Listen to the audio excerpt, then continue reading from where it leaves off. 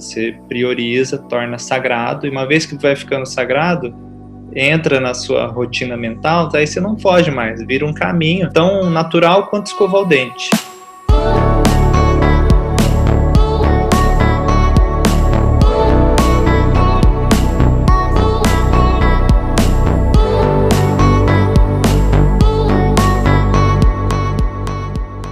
Bem-vindos, bem-vindas a mais um episódio do Abrindo Caminhos, um podcast para quem busca ser a melhor versão de si mesmo. E cada semana eu entrevisto pessoas que são referência em empreendedorismo, arte, ciência, espiritualidade e que buscam ser a versão mais autêntica de si mesmo e expandir a consciência, né? Pessoas que estão buscando evolução e autenticidade. E hoje eu bato um papo aqui com o Leonardo Freitas, que para mim é uma referência nisso. O Léo é psicólogo, mestrado em psicossomática pela USP, ele é constelador sistêmico e psicoterapeuta corporal. Eu conheci o Léo num grupo de homens que ele criou, então a gente vai falar um pouco mais disso, mas é um espaço em que homens ali começou com a pandemia, então foram encontros online, mas que a gente podia aprender mais sobre esse tema, a gente vai falar um pouco mais para frente. E o Léo, muito jovem, começou essa busca por mais conhecimento real, expansão da consciência. Teve um processo de despertar ainda bem jovem, com 13 anos. E ele fundou a Escola do Curador, promovendo esse despertar por meio da união entre psicologia e espiritualidade. E o que me chamou a atenção no Léo, tanto no grupo de homens que eu participei, que ele criou, quanto no outro curso que eu fiz dele, uma família, falando sobre ordem e amor na família, foi a sabedoria dele, o conteúdo que ele tem para oferecer, e essa presença e firmeza na fala, no ser dele, né? Então, um cara bem alinhado, assim, entre pensamento, palavra e ação. Então, aprendi muito com ele e tenho muito a aprender ainda e acredito que ele tem muito para compartilhar com a gente aqui. Então, Léo, eu queria te agradecer pelo tempo, pela energia, pelas ajudas que você já me deu através dos cursos que você deu e pelo seu tempo aqui hoje em poder compartilhar com a gente um pouco da tua jornada. Então, obrigado demais, Léo, por estar aqui hoje. E se você puder começar a contar um pouco mais em detalhes essa tua jornada, que eu dei uma pincelada, agradeço. Tá bom, gratidão, satisfação estar aqui, receber esse convite, né, saber que eu tive esse impacto positivo aí na sua vida. E, bom, vou contar então um pouco da minha trajetória. Eu, desde muito cedo, comecei a ter uma inquietação a respeito da vida, a respeito de como funcionam as coisas, um interesse pelas coisas místicas, pelas coisas do Oriente, né? Mas pensa bem que com 13 anos, né, eu considero o marco aí do meu despertar, eu já estava interessado em meditar, eu medito desde os 13 anos. E eu tinha uma sede, inicialmente era de leitura, de conhecimento, de querer fazer curso, numa época que nem era tão fácil como é hoje, né? Hoje na internet você acha as coisas e tá tudo aí, mas naquela época tinha que ir só no presencial mesmo, né? E aproveitar quando tinha. E aí eu comecei a minha busca espiritual na Provida, que é uma instituição de autodesenvolvimento também, que ensina a lidar com a mente, que ensina a fazer meditações, visualizações, e dali para frente eu nunca parei, né? Eu tive esse impulso, eu chegava num lugar, conhecia as pessoas, fui estudar religiões, e aí eu ficava ali por um tempo, e aí depois aquele lugar, aquelas pessoas falavam, não, eu preciso de uma outra coisa, que eu não sei o que é. E aí isso me levava para uma outra prática, para um outro lugar, e assim foi indo, até o momento em que eu conheci meu mestre, né? Aí eu senti que eu achei o que eu procurei a vida inteira, né? Aí eu digo que a busca mudou, a orientação, né? Eu ficava buscando coisas fora, né? Buscando experiências e tal, e a busca virou para dentro de vez, né? Eu entendi que foi tudo uma preparação porque começou a acontecer depois dali, né? Depois desse encontro. A Escola do Curador, né, vai fazer 3 anos, agora, assim, formalmente, né, em setembro, e eu vi que eu tinha recebido muito dos meus professores, né, dos meus mestres, e falei, não, eu preciso passar adiante o que serviu para mim. Então, eu peguei tudo de melhor que serviu e que serve ainda, né, para mim, no meu trabalho, que serviu na minha jornada pessoal, e criei a Escola do Curador para disseminar na forma de cursos, né, vivenciais, com aulas, com terapêuticas, com dinâmicas que vão ajudar o buscador a ir encontrando esse alimento, né, até que ele possa seguir a jornada dele aí, né. Então, eu falo que a Escola do Curador ela te dá um mapa, né, da jornada. Então, o trecho que eu já trilhei, eu criei um mapa e eu entrego o mapa, mas aí a pessoa que vem precisa fazer a viagem, né? Mas é um guia aí muito poderoso mesmo, por experienciar isso. E aí você trouxe algumas expressões aqui, né, como despertar, como busca interna, né? E eu até queria relacionar isso um pouco com uma expressão que hoje é bem usada, que é autoconhecimento, né? Até banalizada de certa forma, né? Assim como terapia, ou meditação, ou mesmo espiritualidade, são palavras muito poderosas, mas que acabaram banalizadas como no geral, assim, né? E aí você trouxe esse tema do despertar, do buscador. O que é isso, né? O que é esse despertar? O que é um buscador, né? E como isso se relaciona com autoconhecimento, com espiritualidade, na sua visão? Olha, desde a época da filosofia antiga, lá os primeiros filósofos, há já um registro de uma percepção de um vazio existencial que o ser humano tem. Cada filósofo chamou disso de uma coisa: angústia existencial, vazio, carência, né, ou falta de sentido. Então, parece ser uma experiência universal que o ser humano se sinta faltando, sinta que algo lhe falta. E ele nem sabe, às vezes, o que é isso que lhe falta. Mas, mesmo que ele não saiba o que é isso que lhe falta, essa ânsia impele ele para procurar algo, né? Para procurar algo que possa aplacar esse sentimento dessa angústia. Esse movimento de busca, a gente pode denominar de uma busca por autoconhecimento, uma busca por iluminação, uma busca por clareza, ou o próprio caminho do despertar. Depois que você olha, depois que você já trilhou um pouco, você já sofreu um pouco dessa angústia, e você já encontrou, né? Você deixou de ser só um buscador, mas também se encontrou um achador.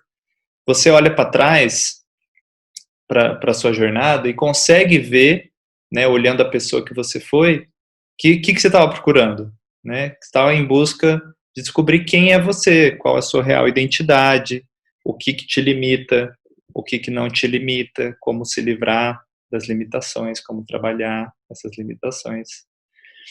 E, para muitas pessoas, esse caminho, ele é encontrado nas religiões, né? Até pouco tempo atrás, talvez fosse o único caminho, os caminhos espirituais, assim, né?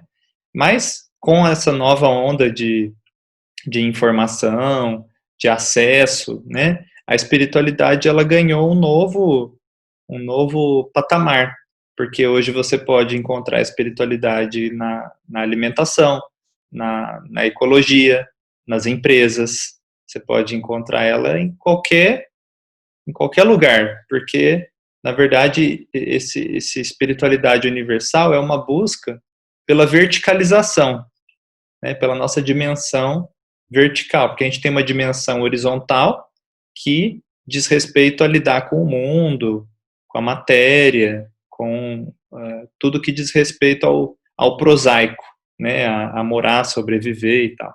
E nós temos uma dimensão vertical, que é a dimensão poética, que é a dimensão artística, que é a dimensão espiritual, que vai levar o ser humano para a profundeza dele e também para as alturas, né, da consciência. Então, esse, inclusive, é o símbolo do cristianismo, né? A cruz, né? Como o ser humano está crucificado entre essas duas dimensões, né? Ele tem uma dimensão muito animal e banal, e tem também uma dimensão profunda e espiritual.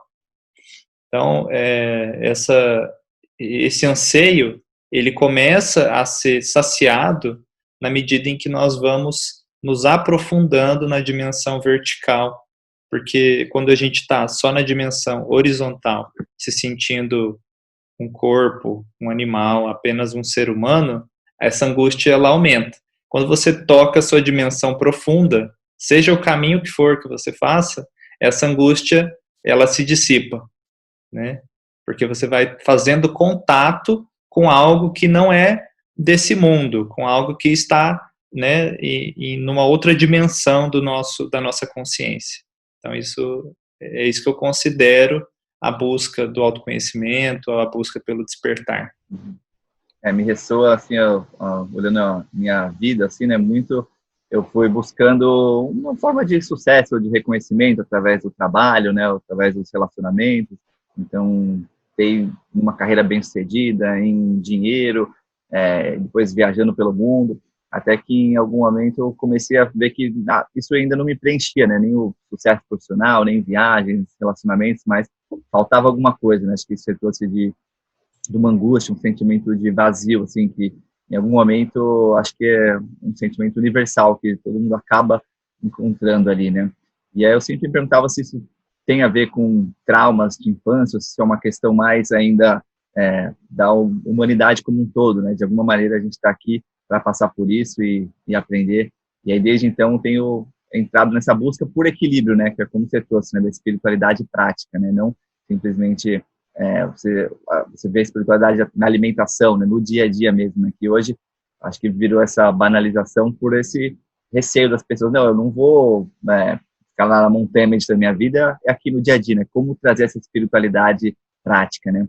Então, na sua visão, quais são as ferramentas principais aí que a gente pode, hoje, nos dias de hoje, né, em 2020, meio de uma pandemia, trazer lições da espiritualidade para a nossa vida, para o nosso dia a dia? O acesso a essa dimensão vertical do ser humano, ele se dá por alguns caminhos, né? São vários caminhos, mas também não é qualquer coisa que faz você verticalizar. Então, veja só, quando a gente tem um contato com uma obra de arte que te toca, sei lá, uma poesia, uma imagem, né, uma estátua, sei lá, isso então abre para a dimensão vertical. E aí você tem um momento de expansão da consciência, faz um sentido maior, e aí você tem assim um refresco, né? Você fala, nossa, abre a consciência, admira e tal. Então isso ilumina a consciência. Então é um caminho. Mas a gente também não consegue ficar com a consciência expandida o dia inteiro, né? Porque tem que lidar com a dimensão horizontal. Eu considero a ferramenta mais universal, mais prática para verticalizar é o cultivo do silêncio. A prática de uma meditação que não envolva nenhum credo, mas simplesmente o silêncio, porque a mente, ela segura a gente na horizontalidade, a mente fica sendo alimentada pelo sensorial, né, pela distração, pela dúvida. Então, ela é o maior guardião da horizontalidade. Então, quando você pode fechar os olhos, fechar os sentidos, né, e simplesmente observar o silêncio, isso por si só, já abre uma possibilidade de transcendência, né, de cultivo, e aí também não precisa ser longas horas, né, são minutos que se faz isso, que já muda toda a sua fisiologia, que já muda o seu aspecto cerebral, as ondas cerebrais também.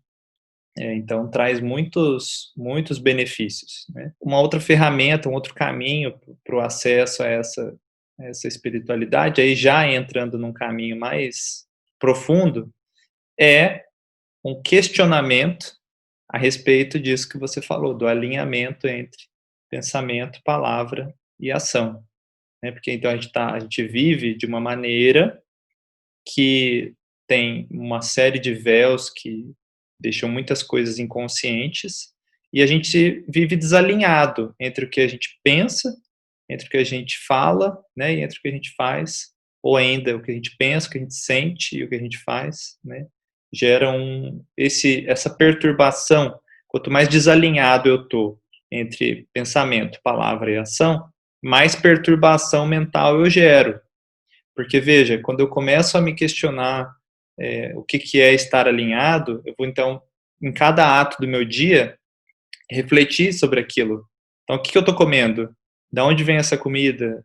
O que ela produz no planeta? Então, olha para onde isso leva, né? Já leva para o coletivo, já leva, né? Como eu estou ganhando dinheiro? Como eu estou fazendo renda? Qual o impacto disso nas pessoas? Como eu me sinto fazendo isso? Então, esse questionamento, ele vai, a longo prazo, ele vai promovendo a integração, né? A integração das partes que estão dentro. E aí, quanto mais integrado você está, mais você é capaz de viver o momento presente, de perceber a realidade, né? E a realidade vai te levar para a transcendência, né? Se você estiver inteiro na ação. Então, eu considero que esse também seja um caminho, né? Esse questionamento, essa autoanálise entre esse alinhamento. E um outro caminho que também é bem, vamos dizer, acessível, é a natureza. O contato com a natureza, ele é transcendente, ele faz a gente entrar em contato com uma simplicidade, com uma humildade, com um questionamento do mistério também. Quando você olha para a natureza, o céu estrelado, sei lá, a grandeza do mar, isso expande a consciência. Você vê que você faz parte de algo muito grande, de algo maior do que a sua vida, do que os seus pequenos conflitos do dia a dia, né? Então, eu considero que a natureza também é um agente aí de verticalização. Três ferramentas bem poderosas aí, né? Meditação, o questionamento e a natureza, né? E se faz necessário uma priorização disso, né? Porque a gente vive um dia a dia tão corrido, com tanta coisa para fazer e para entregar, e que parece que não dá tempo para parar uns minutos para ficar em silêncio, ou para ficar um tempo na natureza. Então, na minha experiência, eu vi que eu tive que priorizar realmente sobre outras coisas, né? Então, realmente, eu coloquei como eu vou ficar uns minutos em silêncio de manhã, sim ou sim. Então, a hora que eu coloquei isso como prioridade mesmo, muita coisa foi acontecendo. Na natureza é a mesma coisa. Fui me colocando ali cada vez, aproveitando mais, né? E o questionamento, que é o que você traz, acho que tem muita ajuda hoje, né? Aí pode entrar, seja terapia, seja conhecimentos de escrituras, livros sagrados, religiões, escrituras, alguns jeitos, né, que podem ser ferramentas para ajudar nesse questionamento, né? Acho que são três coisas que abrem muitos caminhos aí, né? Meditação, natureza e esse questionamento, né? Tem muito ceticismo em relação a religiões, e essas ferramentas não tem a ver com religião ali, né? Se você se questionar se você está alinhado, seu pensamento, sua palavra, sua ação, são coisas internas, né? Você está na natureza, na vida, você está em silêncio ali, além de qualquer, simplesmente estar em silêncio se observando, né? Então, além de qualquer forma que as pessoas possam se afastar, né? Então, é realmente uma priorização aí que me parece que se faz necessária disso. Né? Eu acho legal até você falar isso, porque isso que você está chamando assim, de priorizar, na verdade, é tornar sagrado. Então, veja, para as pessoas hoje em dia, para a civilização, escovar o dente é algo sagrado, é algo que ninguém deixa de fazer, que já virou um hábito, já é uma coisa instituída, né? Então, o sagrado nesse sentido de que você protege e que você protege aquele momento e ele vai ser feito, né? Tem que ser feito. Então, a gente precisa considerar essas práticas como hábitos, né? E não assim, quando sobrar um tempo, eu vou fazer. Não, você prioriza, torna sagrado, e uma vez que vai ficando sagrado, entra na sua rotina mental, aí você não foge mais, vira um caminho tão natural quanto escovar o dente. No começo, minha experiência, assim, né, era mais difícil virar um hábito, né, porque era mais fácil, mais prazeroso, me parecia fazer outras coisas ali, né, então, com o tempo eu fui percebendo o benefício que isso dava para mim quando eu fazia, por exemplo, prática de cultivo do silêncio regular, quando eu fui percebendo realmente na prática como isso me fazia bem, aí sim foi entrando na minha rotina de fato e virando um hábito, assim, né. E uma outra ferramenta bem poderosa que você traz, lá que eu experienciei nos seus cursos, é a constelação familiar, né, a constelação sistêmica. Eu queria que você falasse um pouco sobre o que sobre quem foi Bert Hellinger, como a constelação entrou na sua vida e quais são os usos e práticas que você vê em relação a isso. a constelação ela é considerada hoje uma abordagem, né, dentro das práticas terapêuticas que procura a origem de algum problema que a pessoa se queixe, né, procura a origem desse problema nos relacionamentos primários que essa pessoa estabeleceu com pai, mãe, cuidadores, irmãos. Então, a sistêmica, né, a constelação sistêmica, ela tem uma visão que é a seguinte: qualquer problema que exista para um ser humano é um problema de relacionamento. Então, você se relaciona com o outro, você se relaciona com a natureza, você se relaciona, tem um relacionamento com a sexualidade, né? E esse jeito de se relacionar, ele, você aprendeu em algum lugar. Você aprendeu ele em algum lugar nesse mundo, porque a gente imita o que a gente aprendeu. E aí a constelação se volta, então, para investigar aonde você aprendeu a se relacionar de tal e tal maneira. Por quê? Porque nós aprendemos maneiras disfuncionais de relacionamento e perpetuamos ela na nossa vida de forma inconsciente, de forma cega. A gente absorve padrões da família de origem que não nos fazem bem e que ainda assim uma força inconsciente mantém a gente nessa programação, até que você possa acordar e enxergar o quadro de uma outra perspectiva, né? Então, a técnica em si da constelação, ela tem um objetivo de dar uma nova visão para o indivíduo da família dele, uma visão que não vai ser a visão da criança, né? A gente cresce dentro de um sistema e o referencial daquele sistema é o que é certo para a gente. A gente segue sem questionar, a criança é esponja, absorve. E aí depois, com uma mente adulta, você pode olhar de fora esse sistema, pegar o que te faz bem, o que te serviu, e abrir mão do que te faz mal, né? Levar as lições para a vida, mas deixar para trás esses padrões que são tão difíceis de deixar de atuar, que as pessoas sempre têm queixas repetitivas. Como fazer para ter um relacionamento onde o outro não me trai? Por que eu só atraio esse tipo de pessoa? Ou porque eu tenho frustrações repetidas no trabalho e tal. Então, essas repetições são o sinal de que a gente está vivendo segundo um padrão disfuncional de relacionamento. A grande sacada do Hellinger, né, do Bert Hellinger, que é o criador dessa abordagem, é que ele percebeu que existe uma consciência familiar, que você não é um indivíduo, né, e o pensamento fica só aí na sua cabeça e você que decide as coisas. Não. Ele percebeu que a alma familiar, que existia um inconsciente coletivo familiar que nos influencia de uma maneira que a gente nem imagina. E ele percebeu que havia leis que regiam esse sistema familiar.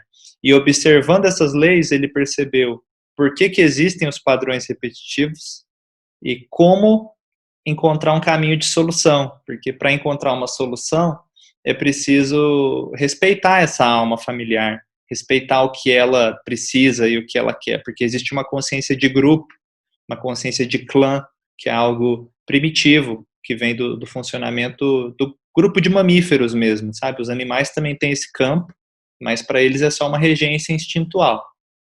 Para a gente é algo mais profundo, né, de padrão de relacionamento. E aí, hoje em dia, a constelação está bastante difundida, né, está bastante popularizada por ser uma técnica, uma terapia breve e muito eficaz. Ela é cirúrgica, né, ela ajuda o indivíduo a ir na raiz. A raiz do problema está aqui, né, e aí mostra uma possível solução. Para mim, o meu trabalho sem a constelação ficaria muito difícil. Talvez, se eu não tivesse encontrado a constelação, eu não teria criado a Escola do Curador, não estaria onde estou, porque ela trouxe ordem, né, para a minha vida. Ela ajuda a pôr a vida em ordem, o amor em ordem. A ferramenta é poderosíssima, né? Eu tive o privilégio de fazer uma sessão de constelação e uma sessão ajudou muita coisa assim mesmo, né? E aí, já entrando na Escola do Curador, né, você trouxe algumas coisas que fizeram parte ali do seu despertar, e juntando com a com a constelação que você acabou de trazer, né, é essencial para o trabalho que você faz hoje. E ainda conectando com o que a gente falou ali no começo sobre esse vazio que todos sentimos, né? Quais são as metodologias ou como funciona a escola do curador na prática para quem entra, ou quais são os cursos e os jeitos que você ajuda a facilitar desse vazio, passando pelas ferramentas que você adquiriu, para qual estado e para qual estado que você chega, né? Eu quero saber, assim, esse vazio um dia ele se acaba, né? Esse vazio que eu sinto um dia eu não sentirei mais, e qual que é o processo e metodologia que você usa? Até antes da pandemia, eu só trabalhava no curso presencial, né? Então, o meu curso era em regime de imersão, né? De pelo menos um dia inteiro, o grupo aí entre 15 e até 20, 30 pessoas dá para trabalhar. E eu geralmente dava cursos longos, né? Cursos de mais de um ano, onde a pessoa iria vir para o encontro pelo menos uma vez por mês, né? Para ficar o dia inteiro e tal. Então, eu sempre me tomei cuidado para não querer oferecer soluções mágicas para os meus pacientes e alunos, porque eu trilhei esse caminho e eu sei que ele é longo. Embora possa ter ferramentas poderosas que em uma sessão muda muita coisa, é verdade. Mas esse caminho é longo, né? Esse caminho é longo e eu colocava isso quase como se fosse um processo seletivo, porque muita gente já não fazia a escola do curador. Ah, não, curso de 1 ano e meio, não dá para fazer, não, é muito tempo, não sei o que lá. Então, isso já filtrava muita gente. E é um curso meio a meio, né? Era metade aula, metade vivência. Eu sempre levo meus alunos a experimentar no corpo deles o que nós estamos trabalhando a nível de conhecimento. Então, são as duas pernas da escola, né? Então, teoria e prática. Inicialmente, tinha um curso chamado Despertar do Curador, que era o carro-chefe, né, da escola. E aí lá tinha uma fase sobre cura pessoal, investigação da personalidade, depois tinha módulos sobre família, sobre doença, saúde, alimentação, meditação, trabalho do guerreiro, enfim, é muito amplo o caminho, cada módulo era uma temática. Mas, de maneira geral, o objetivo é despertar no indivíduo o dom da autocura, né? Porque nós temos as nossas feridas infantis, mas o inconsciente também tem uma sabedoria, que é a capacidade de começar a se curar, a se investigar, né? A ver o que tem dentro dele. Então, o meu objetivo era dar esse start para a pessoa. Sim, investigando os traumas aí, como você falou, as feridas do desamor que a pessoa passou. E aí, pouco a pouco, a pessoa vai se tornando mais inteira, né? E ela vai, sim, sentindo menos a angústia e o vazio existencial. Tem um fim, a angústia e o vazio existencial. Claro que não é de uma hora para outra, é um caminho, né? E à medida que a gente vai se curando, o que vai acontecendo, né? A gente deixa de ficar tão preocupado com a gente mesmo, com os nossos conflitos, com as questões do ego pessoal, e passa a brotar uma generosidade natural do coração, que é de querer expandir aquilo que foi bom para mim para os outros. Então, você é um exemplo disso. Você viajou, aí você criou a Worldpackers, e aí hoje outras pessoas podem fazer esse caminho que você trilhou. Então, cada pessoa traz uma visão de mundo. Essa visão ela é rica, ela é específica, e a pessoa tem algo para compartilhar com aquela visão. E aí começa a florescer o propósito. Só que não tem como isso acontecer se a pessoa está muito machucada.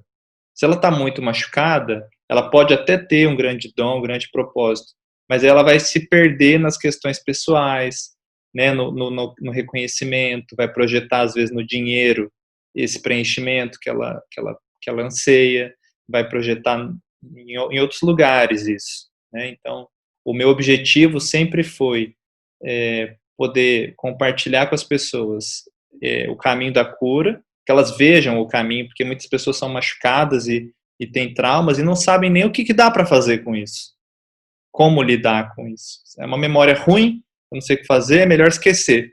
Muita gente lida assim, por falta de recurso, por falta de instrução, né, por falta de educação e tal. Então eu tenho esse trabalho de difundir essa cultura de cura, é uma cultura de autocura. Então essa é a fase 1 do trabalho, vamos dizer.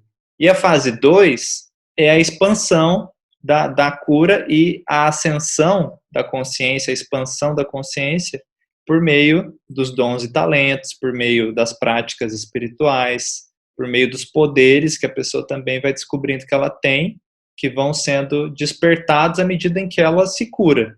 Mas não dá para pular a fase 1, entende? E acho que mistura, né? Você traz esse lance da psicologia corporal com a transpessoal também. Então, acho que você consegue ir como você trouxe, da verticalização e da horizontalidade, né? Do corpo, né? Para as dimensões mais espirituais e transpessoais, né? Que hoje em dia acabou tendo até rixas, assim, né? Dentro da própria psicologia, né? Entre corporal ou transpessoal ou mais analítica, né? E acho que o que você traz na essência é esse dom da autocura, né? De ajudar todos a se curarem, né? Não ficar dependendo de alguma coisa externa sempre, né? Então, acho que isso é muito poderoso no mundo que a gente está tão machucado e com tantas feridas, né, emocionais, né?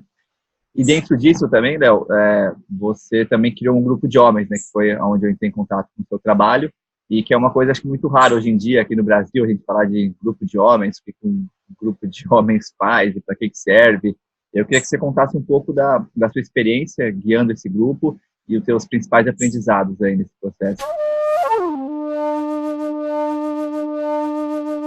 Então, eu, na minha investigação pessoal, pesquisei muito, né, sobre o masculino, sobre os traumas dos homens, né, a sexualidade. Mas esse trabalho, ele até esse ano, sempre foi algo só para mim, porque eu nunca consegui formar um grupo de homens, não foi por falta de vontade. Meus alunos sempre foi 80 a 90% mulheres, minhas pacientes também. E eu já fiz grupo de mulher, inclusive, já conduzi com a minha esposa, que também é terapeuta, mas o grupo de homem nunca tinha feito, né? Aí com a pandemia, eu falei, eu vou arriscar, né? Quem sabe dar um público, né? E eu me surpreendi muito, porque eu ofereci um curso gratuito, né? E eu pensei, umas 20 pessoas eu devo conseguir, né? Vou me dedicar aí, meu trabalho vou poder continuar fazendo na pandemia, então eu quero ajudar quem está precisando. E para minha surpresa, veio mais de 300 homens, mais de 300, durou 2 meses e meio, né, chamava Chaves da Psicologia Masculina, e ali eu pude ver que esse público já está despertando, né? Talvez os homens ainda não se sintam tão à vontade, não estão acostumados a pagar por isso também, como as mulheres já estão, porque as mulheres já são mais desse meio terapêutico, espiritual e tal. Mas eu vi que já tem uma massa de homens que não está satisfeito com o que está encontrando por aí, que não está satisfeito só com a horizontalidade da vida, né? E aí está em busca de curar. Aí a gente entra em umas coisas mais específicas, né? Que é o masculino ferido, né? É o conjunto de dores específicos do homem, da nossa coletividade, que aí tem a ver com as imagens que a gente carrega de como é ser homem, a dificuldade de acesso aos sentimentos. Inclusive, eu dei uma palestra, agora tem um outro grupo, né, de homens, e eu consegui um dado que a Associação de Psicologia dos Estados Unidos considera que 80% dos homens americanos são analfabetos emocionais. Isso quer dizer que eles têm pouca discriminação entre o que eles sentem, eles não sabem dizer o que eles sentem, reconhecer emoções básicas como tristeza, medo, raiva, angústia, ansiedade. Em geral, eu brinco, né? Eu falo que o homem ele tem 2 estados. Ou ele está de boa ou ele está nervoso. É só isso que o homem, em geral, sabe discriminar de sentimento, né? Então, é necessário um trabalho mesmo, porque de acesso ao coração do homem, ao sentir, né? A gente é muito educado a fazer, a desempenhar, né, a ser duro, e aí o acesso ao mundo interno para o homem ainda é um desafio. Eu me vejo nesse lugar assim de fechamento emocional, né, e de não saber lidar com as emoções chamadas de negativas, né, tristeza, medo. É bom, eu tenho que estar certo, eu tenho que fazer. Então, eu observo em mim tanto uma dificuldade de relaxar e uma constante busca por fazer, e uma não saber lidar com essas emoções que vêm como, principalmente, acho que tristeza, medo e raiva, assim, né, acho que muito do que você trouxe também nos cursos, né, do bonzinho, né, e até queria que você passasse um pouco por isso, né, com que essas máscaras aí que a gente acaba usando para se defender desses traumas que a gente sofreu aí, né, na vida. Dentro da psicologia, no estudo da personalidade individual, a gente diz, então, que existe a máscara da personalidade, né, que é o papel que eu desempenho para o mundo. E eu aprendo esse papel na minha família, né, com quem eu fui criado. Então, desde lá, do comecinho, a criança já começa a ver o que é desejável. Se ela fizer, ela vai conseguir sobreviver, ela vai conseguir ter mais atenção, né, ou se proteger dentro da família. E aí esses papéis, eles enrijecem o nosso comportamento. Porque, pegando o exemplo do bonzinho, um papel clássico, tem lá o livro A Síndrome da Boazinha, tem o livro Deixe de ser bonzinho e faça o que deve ser feito. Então, isso já está sendo bastante divulgado. Mas supondo, né, que você está na máscara do bonzinho, então você aprendeu na família a esconder os sentimentos negativos, a esconder as perturbações, aprendeu a sorrir, a mostrar que não está sendo afetado, aprendeu a falar sim quando quer dizer não, e a falar não quando quer dizer sim. Né? Então, a palavra máscara, ela define muito bem, é como se tivesse uma camada mesmo na frente, né, da nossa realidade, e ela falsifica a nossa identidade. E o trabalho de autoconhecimento, a primeira fase, é o questionamento da máscara. É você poder ver que você não é esse papel, né, que você faz no mundo, você é mais do que isso, e poder equalizar o que está dentro com a superfície. É a dimensão profunda do que eu sinto e tem a dimensão aqui do meu rosto, a superfície, que é o que eu mostro. Então precisa criar uma conexão, um fio entre essas duas partes. Quando está desconectado, o que vai acontecer? A máscara ela vai compensar o interno. Então eu sinto raiva, mas eu mostro um sorriso. Eu sinto tristeza, mas eu faço uma cara de neutralidade. Então a máscara fica numa função compensatória. Conforme eu vou me aprofundando, né, no meu caminho, eu vou podendo viver a minha verdade, né, viver a minha verdade de quem eu sou, poder expressar isso na superfície. E isso traz um grau de liberdade, diminui, inclusive, a angústia, né, que a gente começou a falar, porque a pessoa se sente mais real, ela se sente pertencendo, né, ao mundo, sente que ela está fazendo parte, não só que ela é um papel ali, né, sendo desempenhado. Mas, assim, outros exemplos de máscara, boazinho, bonzinho, acho que quase todo menino, toda menina também aprende a fazer.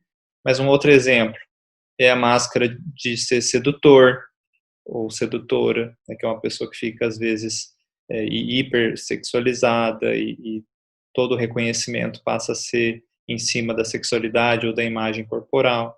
Outra máscara é a máscara do cuidador ou da cuidadora, que é a pessoa que tem uma compulsão por ficar cuidando dos outros e se conectando com o problema dos outros, infantilizando os outros e se colocando num lugar parental.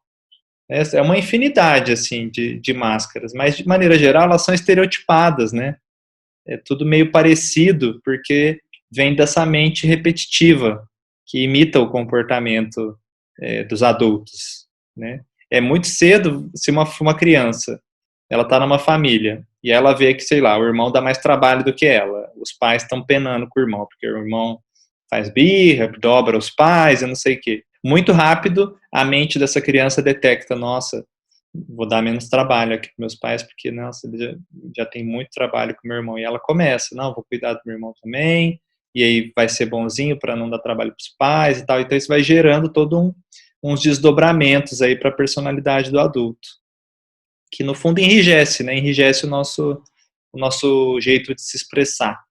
E também o nosso jeito de pensar e sentir. Eu imagino que parte dessa angústia, ela vem por a máscara estar ali, a gente saber mais numa dimensão mais profunda, talvez, que tem alguma coisa errada ali com essas máscaras que eu usei para me proteger em algum momento, né, e sigo usando até hoje, sem saber como lidar e achando que se eu tirar essa máscara eu vou deixar de existir, né, então vejo que essa angústia também, ela vem daí. Eu acho que esse trabalho que você faz ajuda, cria esse espaço seguro para poder tirar essas máscaras e ver essa outra dimensão da gente, né? E que é uma coisa que a gente tende a fugir porque não é fácil, né? A gente acredita que é uma coisa e passar a descobrir certas fragilidades, vulnerabilidades sobre eu mesmo, é difícil de assumir, de lidar com isso, né? Uma das tarefas mais difíceis para o ser humano é essa, é conseguir encontrar um contexto seguro para ir além da máscara, né? A gente aprendeu a confiar muito nela, e aí depois para tirar é um trabalhão, né? Mas sem esse contexto seguro, o processo não acontece, não adianta querer arrancar a máscara na marra das pessoas, né? Por meio da revolta, do desafio, não é por aí. Por isso que eu digo que a escola do curador é um espaço para a alma crescer. Quando a gente se sente seguro, aí dá para dar uma relaxada e ver o que tem por baixo, né, da superfície. Mas a gente vai encontrar dor, a gente sabe que vai encontrar dor, e daí o medo, né? Por isso o contexto seguro é o chão que a gente tem para pisar. Então o contexto é tudo, criar o contexto. A dificuldade, inclusive, na pandemia foi essa.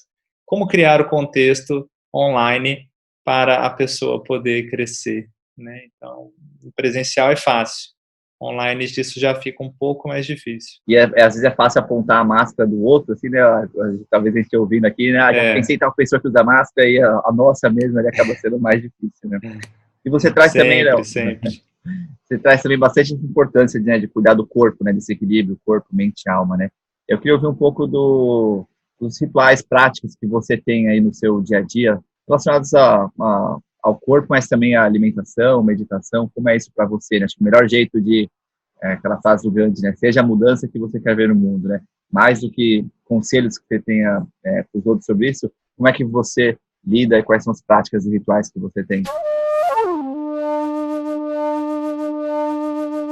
Legal, esse ponto eu acho fundamental.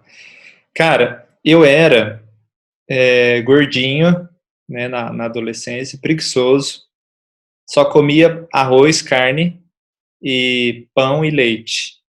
Um intestino péssimo, uma disposição péssima e sedentária.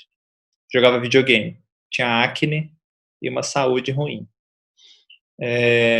Com levando mais a sério, né, esse caminho, chega um momento em que esse questionamento, pensamento, palavra e ação, ele vai chegar nos hábitos corporais que nós temos, de tudo que você põe para dentro, né, do corpo. E, para mim, foi uma das maiores revoluções perceber o impacto que nós podemos ter no nosso bem-estar com essas escolhas, né? Então, veja, hoje em dia eu tenho alguns hábitos que são sagrados, né? Então, para começar, eu aprendi a acordar de madrugada, né? Então eu acordo às 5 da manhã, né? Acordo às 5 da manhã. Sempre fui uma pessoa noturna, gostava de dormir depois da meia-noite, 1 da manhã, e achava que não ia ser comigo esse negócio de acordar cedo. Comecei a ver o benefício. Então, acordo às 5 da manhã para fazer uma meditação específica, né, do que o meu mestre me passou na iniciação. Faço um ritual matinal de hidratação, né? Então, a primeira coisa que a gente coloca no nosso corpo já define a nossa vibração para o resto do dia, porque tem um ditado oriental que diz: tudo está no começo. Tudo que você faz no começo já revela como vai ser o resto, né? Tá tudo na semente. Então, o primeiro gesto que a gente faz no dia, o gesto alimentar, ele já vai definir bastante coisa. Então, eu tomo água com limão, suplementos, né? Própolis, espirulina, isso, né, todo dia mesmo, e aí isso já me dá um bom dia, né, para o corpo, assim. Uma outra prática que eu aderi foi fazer práticas de respiração, né, principalmente uma que eu descobri com o Wim Hof, que é o Iceman, né, que é o cara que sobe as montanhas sem roupa lá, no gelo e tal. Ele aprendeu a ficar no gelo, controlando o corpo por meio da respiração. Ele é um super yogi e tal. Então eu faço essa prática. E aí, recentemente, digo 2, 3 anos para cá, eu comecei com o jejum, né? Então eu faço todo dia 16 horas de jejum, o jejum insulínico, né? Então esse limão, ele não quebra o jejum. E se você tomar também gordura, café com gordura também não quebra esse jejum. Então todo dia eu faço 16 horas de jejum, me adaptei super bem com esse estilo. E aí esse ano eu passei a fazer um dia na semana, além dessas 16, um dia na semana, eu faço 24 horas. Então eu fico o dia inteiro em jejum. E aí eu achei que já conhecia a bênção do jejum, eu vi que ainda tem mais aí. Porque ficar um dia muda tudo. Muda tudo. A mente equaliza, os pensamentos acalmam. Tem uma euforia também, mas é uma euforia de bem-estar e não de agitação mental, né? Traz muito bem-estar. E aí, junto com isso, claro, a minha alimentação ela é saudável, né? Eu sou vegetariano já tem alguns anos e eu que faço. Com a pandemia ficou mais forte isso ainda, né? De fazer a própria comida, de escolher o alimento e ver ali o que você vai comer e tal. Então isso para mim virou sagrado, né? São práticas que eu não abro mão por nada e que se acaso eu sair de uma rotina, se eu viajar para uma casa que não tem isso, se eu um fim de semana e tal, é natural voltar, sabe? Eu não vejo a hora de voltar. Eu desfruto também de sair da rotina, mas é uma benção quando eu volto, porque é isso que me põe no eixo de novo, né? Volta pro eixo, sai um pouquinho, volta pro eixo, sem drama, né? Sem culpa, sem grandes perturbações.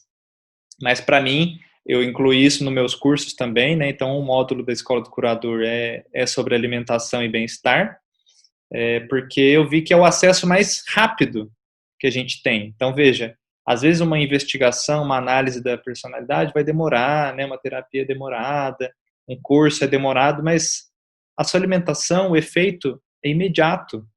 Colocou para dentro, você muda o seu padrão vibratório, né? Então, é um jeito muito direto de verticalizar, é por meio da alimentação. O lance do jejum, né? A gente entrevistou há algumas semanas o Marcelo do Rio, ele é o fundador da Devassa, ele hoje mora no Vale do Silício, vendeu a empresa dele e começou a focar muito mais em práticas físicas. Ele faz jejum 2 vezes por semana, por 24 horas, toda segunda e quinta-feira. E também te entrevistou o Eduardo Steinberg, ele é facilitador de respiração alotrópica do Stan Grof. E ele estava trazendo a importância da respiração, né? Eu também faço a do Wim Hof faz uns 7 meses, mais ou menos, e tem me ajudado muito, assim, né? Tanto fazer de manhã, antes, acho que uma coisa que você recomendou também de fazer antes da prática da meditação, antes eu estava fazendo depois, comecei a fazer antes, então tem me ajudado bastante, né?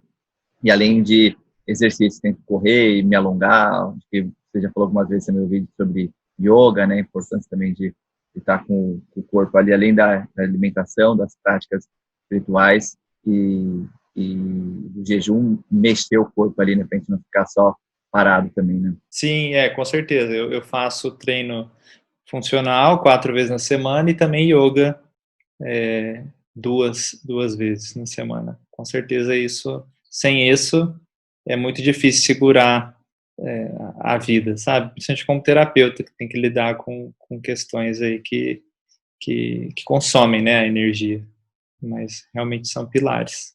Eu também numa entrevista que a gente fez com a Rosana Alves, ela facilita processos com ayahuasca e ela estava trazendo, ela faz Kung Fu também, Tai Chi, como, acho que, ligando com a verticalização, como ter as pernas fortes ajuda a gente a ir para cima, né? Então, é essencial a gente ter o corpo firme ali, né? E É verdade. eu queria ouvir um pouco, Léo, sobre o seu foco pessoal de autodesenvolvimento, né? O que você, que acho que para quem está ouvindo, não cria essa noção de que você também não tem seus desafios, você também não tem problemas para lidar. O que atualmente tem sido o seu foco aí de autodesenvolvimento? Atualmente, estou atravessando assim um período de não me ver mais encaixado nesse modo de vida urbano, né? Então, eu e a minha esposa, a gente casou, vai fazer 4 anos, e agora em setembro, e a gente estava pensando no futuro, né? Se a gente vai comprar uma casa, se a gente vai ter filho ou não, se a gente vai continuar morando aqui em Ribeirão ou não e tal. E o momento crítico é esse, porque não sabemos se eu e ela a gente quer as mesmas coisas, porque eu já vi que eu não vou servir para esse modelo urbano por muito tempo, né? Eu talvez queira morar um estilo na natureza ou morar numa comunidade onde a verticalização ela é prioridade, né, na vida. Não é assim, eu vivo uma vida horizontal e encaixo o vertical. Não, eu quero fazer o contrário. Eu quero viver com o vertical primário e o básico do horizontal, né? Então, a gente está nesse momento, assim, de questionamento, né? Porque eu acho que eu não quero não ter filhos, me dedicar assim, a uma vida familiar, mas eu quero me dedicar ao coletivo, né? A uma dimensão, assim, de uma vida nova mesmo. Agora, com a pandemia, eu acho que o mundo vai ter que ter novos caminhos, assim. Eu tinha um plano que eu estava seguindo uma programação que eu também não sei de onde que eu aprendi, provavelmente do coletivo, da família, que assim, quando daqui uns 20, 30 anos eu vou conseguir isso, sabe? Morar na natureza, ou estar numa comunidade. Eu tô vendo, por que que eu vou ter que esperar tudo isso? Eu não preciso esperar, sabe? Não tá tão longe, assim, as pessoas vivem assim. Eu só preciso achar esse caminho, né? Então eu tô nesse momento, assim, de procurar sintonizar com ela para ver o que ela quer, né, também, da minha esposa, e aí a gente achar um caminho bom para os dois. É muito poderoso, eu vejo cada vez mais, né? As pessoas têm buscado, você trouxe esse começo da conversa, esse refúgio na natureza, assim, né? Eu vivi a minha vida inteira em São Paulo, sempre fui muito urbano, e final de semana eu sempre fugia para a praia, né? E aí eu tive uma experiência de uma longa viagem, depois morei um tempo na Califórnia, morei em Santa Cruz, que era um lugar que tinha perto da montanha e perto do mar. Quando eu voltei para o Brasil, eu vi que não conseguia mais ficar em São Paulo, não via mais sentido ali. Meu trabalho já era remoto, né? O WordPacker já estava no ponto que ela era remota. E aí fui morar em Atibaia, passei uns meses numa ecovila, então foi uma experiência incrível, de comunidade mesmo. E acabei vindo aqui para o litoral norte de São Paulo muito por causa do mar mesmo, né? Mas a minha experiência em comunidade, com natureza, assim, eu vejo que há uns anos atrás eu não conseguia me ver morando fora de São Paulo pelos compromissos sociais, família, e hoje eu não consigo me ver morando longe da natureza, né? Acho que o próximo passo que eu quero dar é começar a plantar, né? Eu vivo consumir mais orgânicos e ter mais contato com a terra, assim, né? Por mais que eu esteja na natureza, acabo ainda ficando, não tenho essa produção alimentar mesmo, né, que eu acho que é o próximo passo da jornada que eu vejo, né? Então, fazendo sincronicidade aí. E, Léo, já estamos caminhando aqui para o fim do nosso papo, e eu queria saber livros ou conteúdos que você recomenda para quem quer saber mais sobre o que você faz, e aproveitar também e qual que é o melhor jeito das pessoas te encontrarem.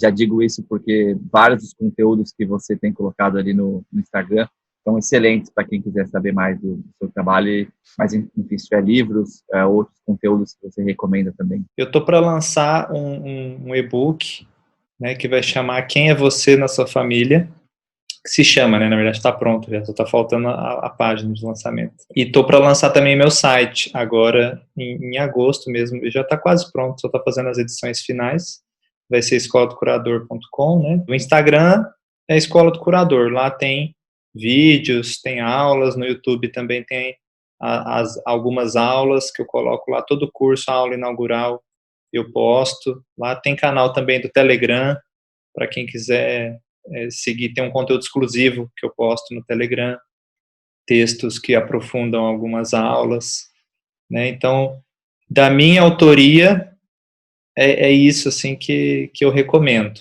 né? Que para quem quiser me acessar. Eu mesmo que cuido da minha página, então tem um acesso fácil aí. Tem algum conteúdo, algum livro assim que marcou muito sua vida ou que você acha que vale a pena compartilhar aqui? Um livro que me tocou muito é o livro que é uma autobiografia do Jung, que é um discípulo do Freud, né, que chama Memórias, Sonhos e Reflexões.